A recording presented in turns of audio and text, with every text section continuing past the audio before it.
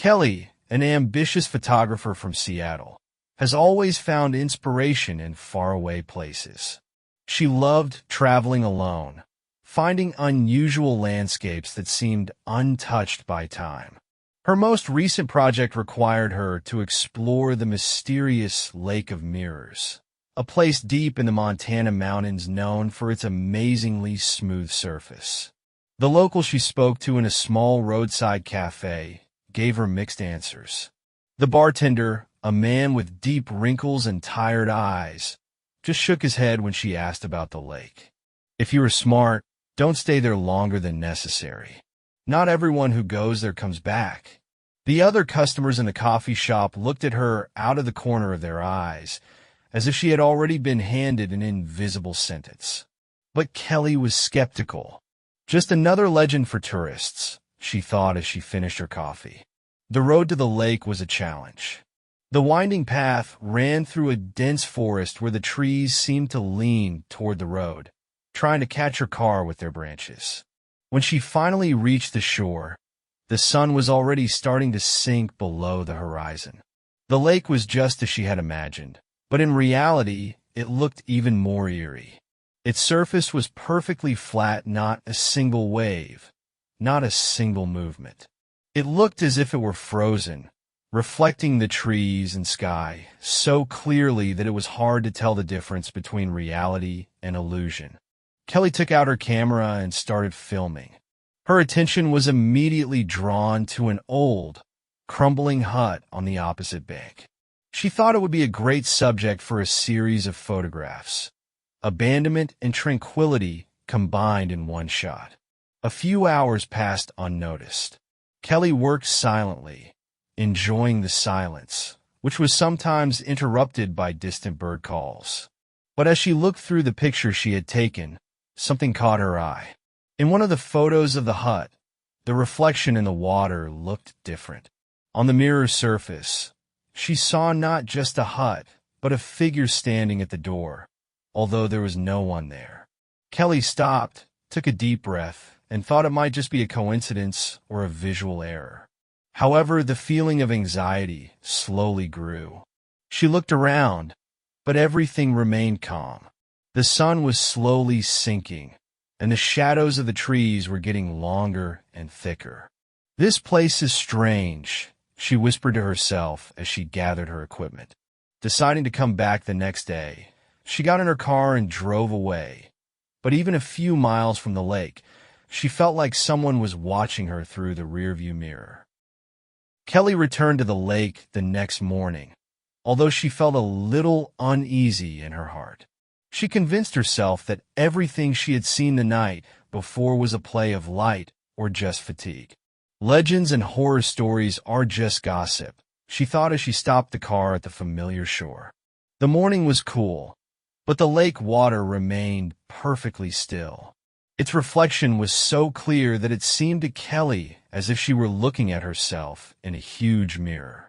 The lake looked just as magical as it had the previous day, but there was something different in the air today, an oppressive silence that she hadn't noticed before. Kelly set up a tripod and took a few more pictures. She focused on the hut that stood on the opposite side. Through the lens, the building seemed even more abandoned than the day before. The windows were dark and gaping with emptiness, and the door was slightly ajar, as if someone had left it that way in a hurry. As Kelly looked through the photos she had taken, she thought she saw movement. The reflection of the hut in the water looked strange again. A shadow appeared in the dark window, looking like the silhouette of a person. But when she raised her head to look at the real hut, there was no one there. Anxiety began to creep closer. Kelly couldn't shake the feeling that someone was watching her. She pointed the camera lens at the water again to capture it, but now the picture showed something even scarier. Her own reflection in the water was smiling, even though she knew her face remained completely still. She abruptly backed away from the shore, her heart pounding like a drum. "This can't be real," she whispered, trying to calm herself. But the surrounding silence now seemed more than just natural. It was a silence that was silently pressing, as if the lake was waiting for her next step. A sound came from afar, a faint, soft whisper that seemed to come from the water. Kelly froze, straining her ears. It wasn't the wind. It was something human, but at the same time, completely alien. The whisper grew louder, and now she could make out the words. "Stay. Don't go." Kelly looked at the surface of the lake, and her heart sank. There, in the reflection, she saw herself, but not as she was now. Her skin looked pale gray, and her eyes were empty and black. The figure in the water took a step forward, and its reflection began to reach out as if to grab her. Kelly screamed and jumped back, almost falling to the ground. She grabbed the camera, picked up the tripod, and ran to her car, trying not to look back. Her breathing was labored, and her hands were shaking as she opened the car door and jumped in. Starting the engine, she reversed and sped away from the lake. But even when the car was safely away, Kelly couldn't shake the feeling that she had left something important behind, or perhaps taken something with her. In the rearview mirror, she saw her reflection. But instead of the usual look, her eyes seemed darker than they had been before. Kelly couldn't tear herself away from the pictures she had taken earlier. Her heart was beating fast, and cold sweat was forming on her brow as she saw new details. The reflection in the water showed more than it should.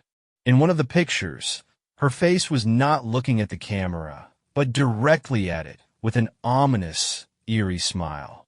Another photo of the hut showed figures in the windows, elongated, translucent, like fog, with empty eyes that seemed to be watching her every move. The room was filled with oppressive silence, and only the faint ticking of a clock could be heard.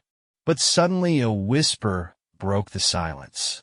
Barely audible, it ran around the room as if someone was speaking directly into her ear. "Come back! We're waiting." Kelly jumped, her hands shaking, and the camera fell to the floor. She turned around, but there was no one in the hotel room. But the feeling of someone else's presence was so strong that she began to breathe heavily, holding the back of the chair. The whispering came again, this time louder. It seemed to be coming from her own reflection in the mirror. She looked at herself and froze. Her reflection stood motionless, though she was trembling with fear. After a few seconds, her mirror image began to smile the same twisted smile she had seen in the photograph. Kelly screamed and put her hands over her face, but it didn't help. She heard the voices again, merging into a single chorus. "We need you. Come back." Her mind, overwhelmed by fear and a mysterious attraction to the lake, forced her to return. Armed with a camera and a flashlight, she set out for the place that was now in her mind. When she got to the lake, the night was dark, with no moon, only the faint light of the lantern cutting through the gloom. The lake looked different from the daytime. Its mirror-like surface no longer reflected the sky. Instead, it was black as glass, with only a faint pale glow seeping through its depths. Kelly cautiously approached the shore. Her heart was beating so loudly that it seemed to echo around her. She looked down and saw a reflection, but it wasn't her face. Something else was looking back at her. Dark, eyeless, with distorted features that resembled her own, but were eerily alien. Figures began to appear out of the water. Translucent, elongated, their faces were blank, like masks. They didn't move naturally. Every step they took seemed uncertain, as if they were trying to learn to walk again. She was surrounded by whispers. Kelly spun around, trying to find the source of the sound, but the voices were everywhere. Shadows from the water began to come closer, their hands reaching out to her. They were cold as ice and touched her shoulder. A wave of terror swept through her body, and she felt herself being pulled in. "No," she screamed, pulling away. But the figures were persistent. A larger figure rose from the water, larger than any of the others. Its face was covered, and its movements resembled those of a predatory animal. It was the same shadow she had seen in the pictures. Kelly could feel her feet getting heavy, as if they had already been in the water, even though she was standing on the shore. The lake would not let her leave. Desperately, with the last of her strength, she grabbed the camera and pointed the lens at the shadowy figure. The camera flash lit up the darkness. The figures froze, the whispering disappeared, and the shadowy creature retreated into the depths of the water, disappearing into the black abyss. Kelly fell to the ground, her body trembling and her heart beating as if it were about to stop. The lake became quiet again, its surface calm. But she knew it was only temporary. Kelly was breathing heavily as she lay on the shore of the lake. Her hands were shaking, and the camera she was holding seemed like her only weapon now. The water in front of her was still again, its smooth surface reflecting the night sky as if nothing had happened. But it was an illusion. Every time she closed her eyes, images flashed before her eyes. Empty faces, outstretched arms, and that large shadowy figure that rose from the depths. The lake wouldn't let her go. She thought she could still hear the whispering, faint and almost inaudible, like a distant echo. Kelly decided to escape. She got to her feet and ran to her car, not looking back. Her footsteps echoed in the silence, and every movement seemed too loud. She could already see her car when the faint light suddenly disappeared. Everything around her sank into pitch blackness. On the shore, behind her, something appeared again. The lake was glowing with a strange pale glow, and a figure grew in its center again. This time it looked even more realistic, almost human. Its long arms were stretched out in front of it, and its face was hollow and lifeless, with black hollows instead of eyes. Kelly felt her legs grow heavy, as if something invisible was holding her down. She wanted to scream, but she couldn't. Her voice seemed to have disappeared. The lake was pulling her back in, a force she couldn't fight. Suddenly, she remembered an abandoned hut on the other side. There must be something there, something to explain all this, she thought. Gathering the rest of her strength, she ran to the hut. The hut was even more eerie up close. Its wooden walls were covered with black mold, and the door creaked as loudly as if it were protesting her arrival. It was dark inside, but the faint light of the lantern helped Kelly see that the walls of the hut were covered with inscriptions. Strange symbols scratched into the wood formed circles, as if some kind of ritual was being performed here. There was an old diary on the table. Opening it, Kelly saw entries made almost a century ago. The lake is alive. It demands souls. I have seen them go into the water and not come back. The reflection is a trap. They look and the lake takes them in. Kelly flipped through the pages, feeling her body goosebumps. The entries were getting more and more chaotic. I can't look into the water anymore. It calls to me. The reflection has become my enemy. The last entry had only one word in capital letters. Exterminate. Kelly realized that the lake was connected to the reflections, and that could be the key to its power. She quickly grabbed the lantern and ran back to the shore. Her heart was beating so fast that it seemed like it was about to jump out of her chest. On the shore, she saw that the figure from the water was standing closer than before. The arms were stretched out toward her, and the empty eyes were looking directly at her. Kelly remained on her knees by the shore, panting. Her hands were shaking, and her heart was still pounding in her chest.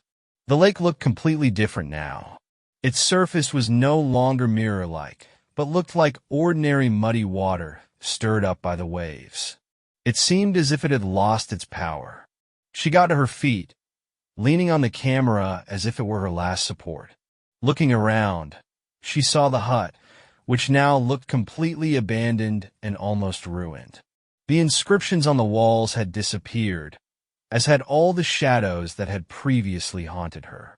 She thought that perhaps this was the end. But when Kelly returned to the lake, a movement caught her attention. Faint reflections began to appear on the surface of the water again. They were fuzzy, but there were more and more of them. She stepped back, not believing her eyes. One of the reflections was her own, but this time it didn't look like her. Its eyes were empty, and its smile was crooked, frightening. It raised its hand and gestured to the water.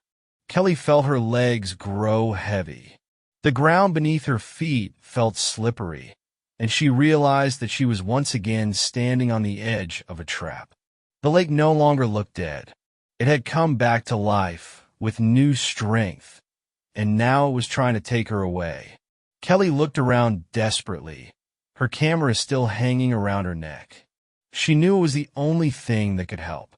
She picked it up and started taking pictures without stopping.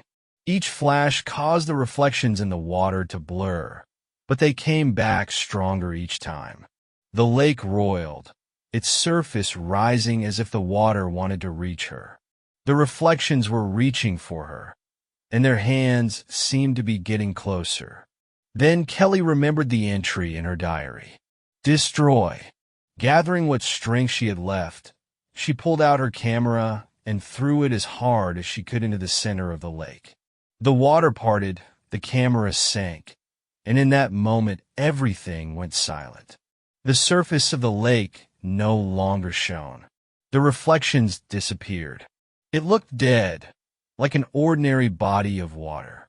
The silence was heavy, but it no longer contained the whispers that had haunted her before.